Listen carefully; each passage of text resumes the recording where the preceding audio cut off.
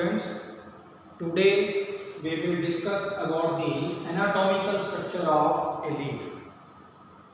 There are two different types of leaves, namely dicot leaf and monocot leaves.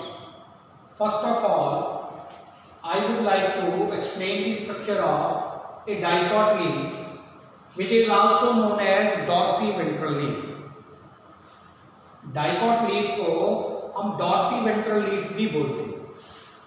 Example लेना चाहेंगे तो हम dicot leaf में example ले सकते हैं फाइकस रेलिजियोसा के लीफ की। Ficus religiosa, ficus religiosa is peepal. तो पीपल के पत्ते की अगर हम एग्जाम्पल लेंगे तो उसमें हम देखेंगे एक पत्ते का स्ट्रक्चर अगर हम ध्यान से ऑब्जर्व करें तो उसका एक सरफेस हमें स्मूथ नजर आएगा और एक सरफेस हमें रफ नजर आएगा।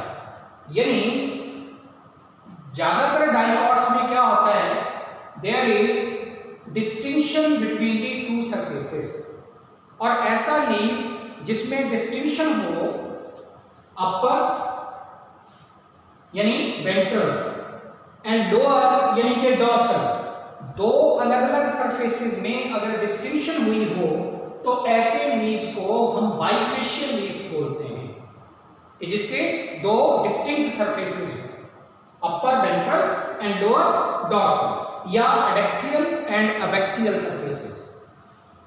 मोस्ट ऑफ द डाइकॉट में ऐसा ही होता है कि well differentiated dorsal and ventral surfaces होते हैं, तो डाइकॉट लीफ को डॉर्सीवेंट्रल लीफ भी बोलते हैं। हमने इसका एनाटॉमिकल स्ट्रक्चर देखना है यानी कि इंटरनल स्ट्रक्चर देखना है, तो एक डाइकॉट या डॉर्सीवेंट्रल लीफ का इंटरनल स्ट्रक्चर देखें, उसका अगर हम वीएस लें तो हमारे पास सबसे पहले तो ये अपर एपिडर्मिस आ जाएगी और lower epidermis. Most of the dicot leaves have single layer as upper epidermis and single layer of rectangular shaped parenchymatous cells which constitute the lower epidermis। यानी अपर एंड लोअर एपिडर्मिस जो होती हैं वो दोनों की दोनों most of the dicot leaves में single layers होती हैं। लेकिन इन केस ऑफ नेरियम जिसको हम कनेर बोल देते हैं, नेरियम के प्लांट में जो ये एपिडर्मिस होगी अपर एपिडर्मिस, ये मल्टी लेयर्ड होती है, यानी उसमें नंबर ऑफ लेयर्स जो है सेल्स की वो एक से ज्यादा होगी। Otherwise most of the dicot leaves में एक ही लेयर होती है। ऐसे ही लोअर लेयर भी सिंगल लेयर होती है, और ये दोनों लेयर जो हैं वो कॉम्पैक्टली अरेंज पेरेन्काइमा काइंड के rectangular shape thin walled cells की बनी हुई। अपर एंड लोअर एपिडर्मिस के बाहर एक वैक्सी कोटिंग, क्यूटिन नाम के एक सब्सटेंस की वैक्सी कोटिंग जो है दैट मे बी प्रेजेंट, और इस वैक्सी कोटिंग को हम क्यूटिकल बोलते हैं, which check the rate of transpiration. Cuticle का काम क्या है कि ये ट्रांसपिरेशन की रेट को चेक करने का, कंट्रोल करने का काम करती है। तो एपिडर्मिस के बाहर ये वैक्सीएट कोटिंग क्यूटिकल हो सकती है। जगह जगह पे एपिडर्मल सेल्स के इन बिटवीन कुछ किडनी शेप के यानी कि वीन शेप के ऐसे सेल्स प्रेजेंट हो सकते हैं, और ये जो वीन शेप्ड सेल्स होते हैं these cells are called as guard cells। इन सेल्स को हम नाम क्या देते हैं, इनको बोलते हैं गार्ड सेल्स। इन गार्ड सेल्स के इन बिटवीन ये जो ओपनिंग है, this opening is called as stoma. इस ओपनिंग को हम स्टोमा बोलते हैं, और स्टोमा सिंगुलर वर्ड है, प्लूरल वर्ड है स्टोमेटा। तो यहां पे ये in between the epidermal cells जगह जगह पे स्टोमेटा की प्रेजेंस हो सकती है। ये जो स्टोमेटा है ये लोअर एपिडर्मिस में ज्यादा होते हैं as compare to upper epidermis in most of the dicot leaves. और अगर स्टोमेटा ऐसे दोनों एपिडर्मिस के ऊपर हो तो ऐसे लीव्स को हम एम्फीस्टोमैटिक लीव्स बोलते हैं। एम्फीस्टोमैटिक।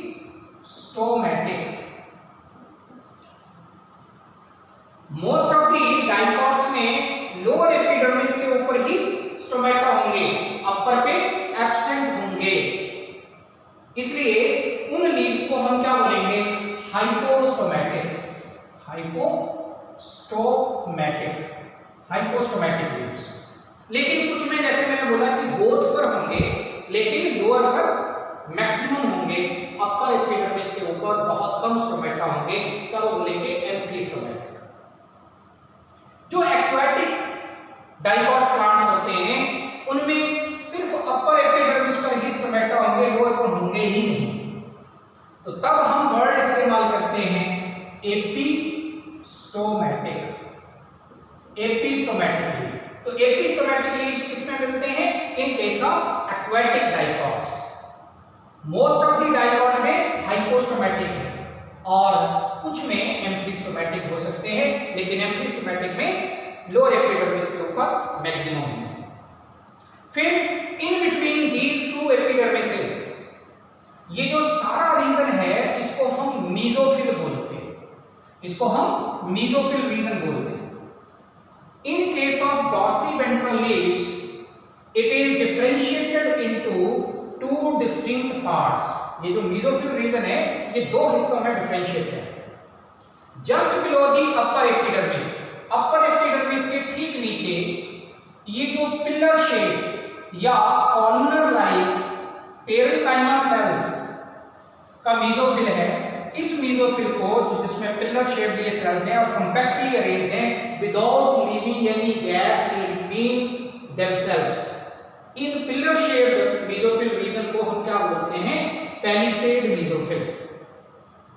और रेस्ट ऑफ द मीजोफिल जिसमें ये ओवल या सर्कुलर या डिस्क्वाइडल शेप के जो सेल्स हैं जिनमें लॉट ऑफ इंटरसेलुलर स्पेसेस यानी गैप्स नजर आ रहे हैं, इस मीजोफिल रीजन को बोलते हैं स्पॉन्जी मीजोफिल। तो मीजोफिल रीजन दो तरह का हो गया, पैलिसेड अपर एपिडर्मिस के नीचे जो compactly arranged pillar shaped cells का है, और दूसरा लूजली अरेंज्ड सेल्स का जो है that is spongy mesophyll. In mesophyll cells के अंदर ये मैंने ग्रेन्यूल से दिखाया है। ये जो ग्रेन्यूल लाइक स्ट्रक्चर्स हैं ये बेसिकली क्या रिप्रेजेंट कर रहे हैं? They are representing the chloroplast. इनके अंदर क्लोरोप्लास्ट हैं and these chloroplast are responsible for performing the photosynthetic activity. तो फोटोसिंथेसिस में ये रोल प्ले करते हैं, फोटोसिंथेसिस में इनका रोल होता है। नेक्स्ट आगे इसके बाद किसी भी लीफ के सेंटर में, जैसे मैंने बोला था कि पीपल के पत्ते की अगर हम एग्जांपल ले लें तो ये सेंटर में हमारे एक लाइन जो है नजर आती है, इसको हम मेन वेन बोलते हैं, मेन वेन या मिड वेन। तो ये जो वेन वाले हिस्से होते हैं they represent the vascular bundle. इस सारे हिस्से को हम वेस्कुलर बंडल बोल रहे हैं जो कि वेन वाले हिस्से को रिप्रेजेंट करते हैं। तो वेस्कुलर बंडल्स कैसे होंगे?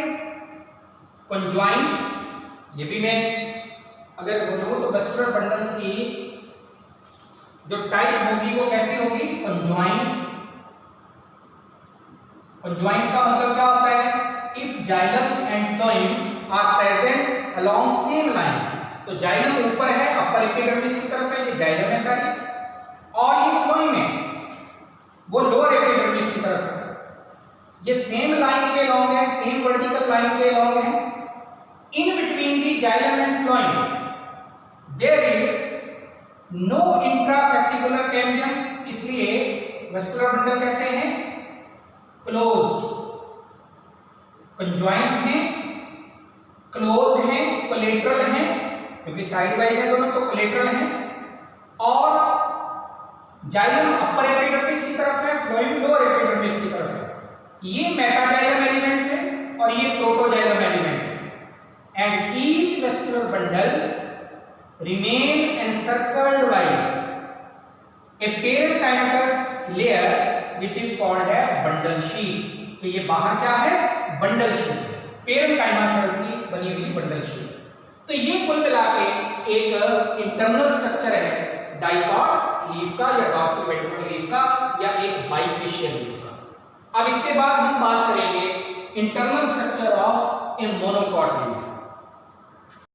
नेक्स्ट है internal structure of a monocot leaf. Monocot leaf जो है उसके दोनों सरफेसेस के अंदर हमें किसी तरह की कोई डिस्टिंक्शन नजर नहीं आती।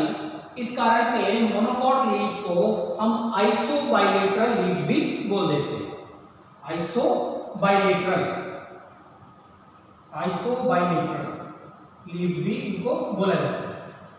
तो आइसोबाइलेटरल लीफ या किसी मोनोकॉट लीफ का अगर हम स्ट्रक्चर देखें, फॉर एग्जांपल जैसे किसी भी ग्रास का हम स्ट्रक्चर ले सकते हैं, जैसे जिया मेस यानी मक्की के प्लांट का अगर हम लीफ ले लें और उसका इंटरनल स्ट्रक्चर उसकी सेक्शन कटिंग करके देखें तो वो एक इंटरनल स्ट्रक्चर होगा मोनोकॉट के लीफ का। और इसका इंटरनल स्ट्रक्चर जब हम देखेंगे तो हमें डिफरेंट रीजंस कौन कौन से नजर आएंगे। वैसे ही डाइकॉट लीफ की तरह upper epidermis and lower epidermis, और दोनों एपिडर्मिस के बाहर वैक्सी कोटिंग क्यूटिन नाम के मटेरियल की, जिसको हम क्यूटिकल बोलते हैं। और ये जो क्यूटिकल है जैसे डाइकॉट में रेट ऑफ ट्रांसपिरेशन को रिड्यूस करने में हेल्प करती है, वैसे ही मोनोकॉट के लीफ में भी it helps in checking the rate of transpiration. लेकिन इन केस ऑफ मोनोकॉट दोनों एपिडर्मिस के ऊपर स्टोमेटा प्रेजेंट होंगे। Stomata will be located on both of the epidermises. इसलिए मोनोकॉट के लीफ जो हैं ये कैसे होंगे, एम्फीस्टोमैटिक। एम्फी का मतलब बोथ, स्टोमैटिक यानी स्टोमेटा, तो दोनों एपिडर्मिसेस के ऊपर इसमें स्टोमेटा प्रेजेंट होंगे। दूसरी बात, स्टोमेटा ये ओपनिंग है, इसके दोनों साइड के ऊपर जो गार्ड सेल्स हैं वो बीन शेप के डाइकॉट में। यहां कैसे होंगे, यहां होंगे ये शेप के, यानी कि डंबल शेप जिसको बोलते हैं हम, डंबल शेप। तो डंबल शेप के गार्ड सेल्स प्रेजेंट होंगे in case of monocots. On the upper epidermis there are certain cells whose size is larger than the normal epidermal cells। कुछ सेल्स नॉर्मल एपिडर्मल सेल्स के मुकाबले बड़े size के होते हैं। These cells are called as motor cells or bulliform cells and they are helpful in rolling of leaves। Leaves को role करने में इनका जो है वो रोल होता है, तो रोलिंग ऑफ लीफ में ये हेल्पफुल होती है। और they are located only on the upper epidermis। Next is in between the upper and lower epidermis। ये सारे रीजन को हमने नाम क्या दिया था, मेसोफिल रीजन। तो मोनोकॉट में भी इसको हम मेसोफिल रीजन बोलते हैं। But unlike the dicot leaves there is no distinction between palisade and spongy mesophyll. यहां डिस्टिंक्शन नहीं है, यहां दो तरह का मेसोफिल नहीं है। सारे का सारा मेसोफिल जो है वो लूजली अरेंज पेरेंकाइमा सेल्स का बना हुआ है, जिसको हम स्पॉन्जी मेसोफिल बोल देते हैं, जिसके सेल्स के in between lot of intercellular spaces है।